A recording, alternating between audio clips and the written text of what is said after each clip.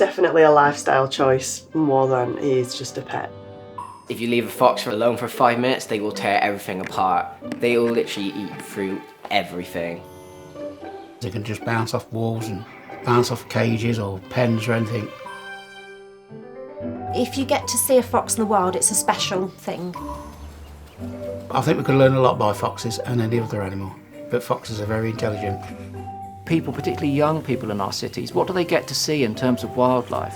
If they're lucky, they catch that glimpse of a fox at the bottom of their driveway. Quintessentially, one of the most beautiful animals on the planet.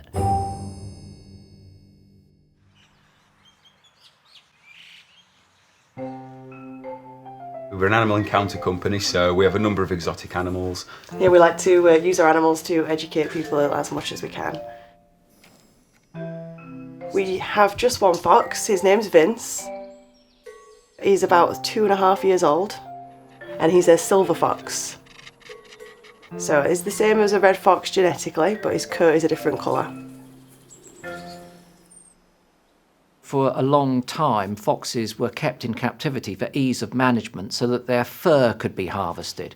Throughout this process, foxes were chosen for the colour of their pelage, so we got what we call silver foxes.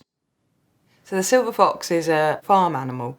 Through the trade route, they brought silver foxes over from North America and set up fur farms here in the UK. That's how they got into the UK.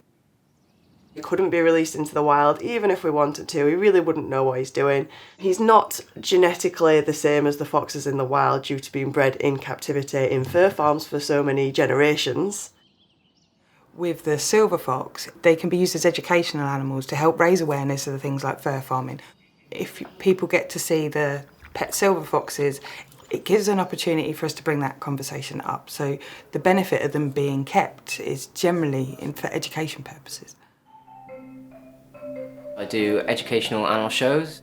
We go from schools to birthday parties and we get the kids to really get one-on-one with the animals. It's really amazing to see the kids interact with these animals they never get the chance to.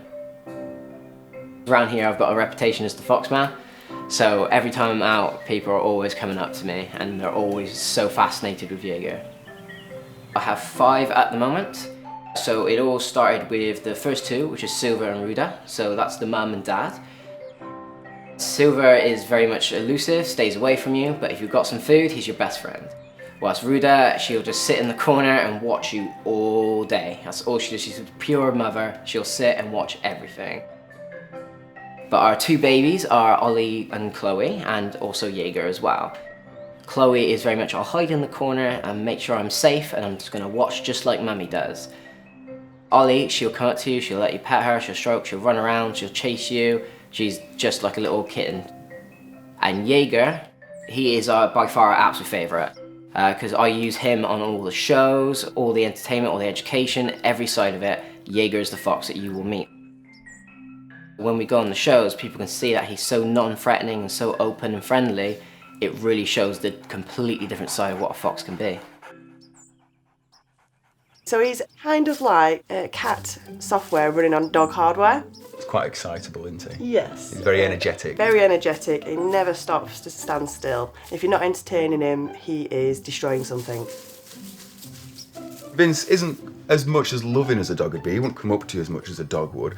But then when he does, and when he rolls over onto his back, and when he gets his paws up in air, it's so much more rewarding. Yeah, that's one of the best things. When you can see he just sort of lets all his inhibitions go and he's just rolling around on the floor. That's one of the best things. Just one fox alone, you have to put a lot of hours in to gain that trust. Just spending time with them to get them to trust you as a family member. So you need to learn how to speak to him first for him to be able to speak to you. Once you develop a sort of language with him, then you can train him to do pretty much anything, can't you? And if you sit with him for an afternoon and do a couple of tricks and then do that the next day and the next day within 2 or 3 days. Yeah, it's all about consistency. If you do the same tricks every day, he'll never forget them. I think the thing I love the most about taking a fox for a walk, especially a silver fox, because a lot of people aren't quite sure, but they notice the white tip on the tail, they notice the different facial features. Most people, I just get turned heads going, what is that? What is that? But the best question I always get is, what kind of breed is that, mate? And just the best revelation is turning out it's a fox, buddy. And he's like, what? And it's the whole surprise people that I'm actually walking a fox just always brings a smile to my face. It can be a bit 50-50 walking during the day because there's a lot more dogs out during the day, and then there's peak times, of course. We've not really seen much negativity, have we, when we've been out walking? We've been quite lucky. They're so sort of, not amazed, but so curious Surprised. when they see him, so surprised that they just sort of, well, people just want to stroke him and they just want to know about him and they want to see him, and You just want to know more, usually. Yeah. As a kid, I kept foxes. I had one fox that I could put in a harness and would walk on a lead, and was never terrified of traffic or of people, and it would jump up in your lap. It was particularly fond of ice cream. I had another fox which, because it had been injured, couldn't go back to the wild, but its personality was completely different. It was extremely timid. It would be fine with me, and it would be fine in our house and our garden, but the minute I took it out, it was not comfortable. And eventually I found a wildlife hospital with a large enclosure, and she, Tipsy, went to live in that.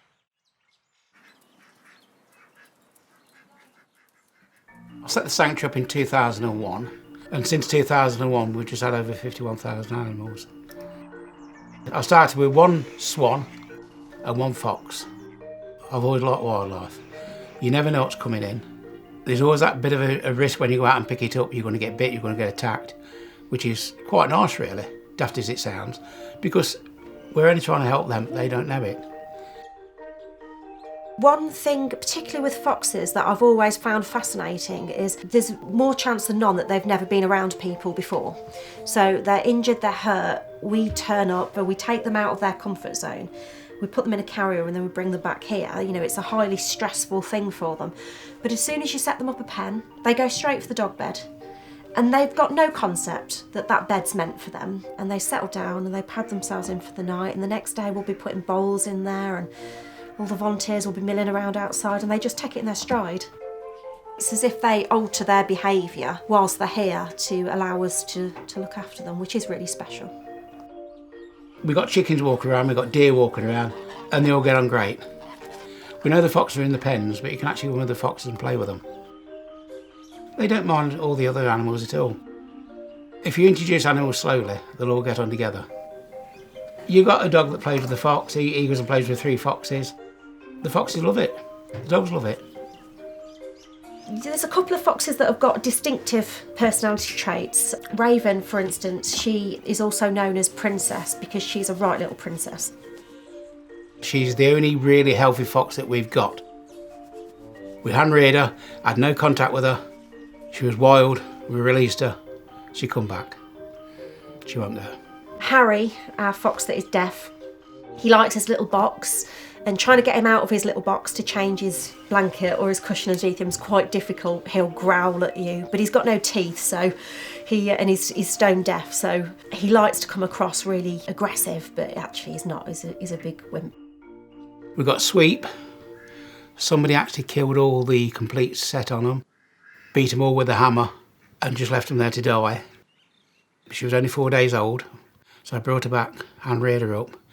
But we had a lot of problems with the back end, so she'd been here for ages then. We couldn't release her. She got too tame. Every month we will get foxes in. And in theory should have been dead, but we've got them better, re-released them. Foxes are largely unprotected because unfortunately they're still seen as what people call a pest species.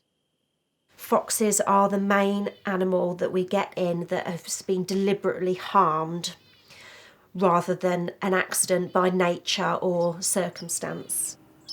It's human intervention, so people have shot them, people have trapped them. Poisoning, we get an awful lot of poisoning, so foxes suffer from us the most. Here in England with the fox hunting, it doesn't no benefit whatsoever, and a lot of people argue that it's tradition, that we want to keep the tradition.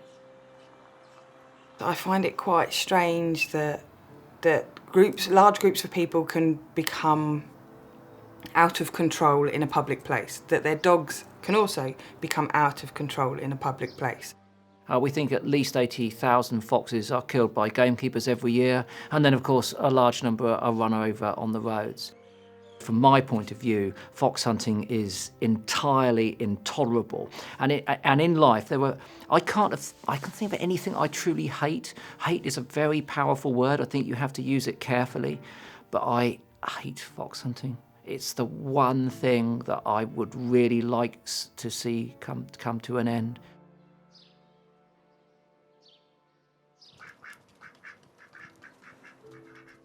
The foxes here, they are part of our family. They're not classed as pets. They're part of our family now.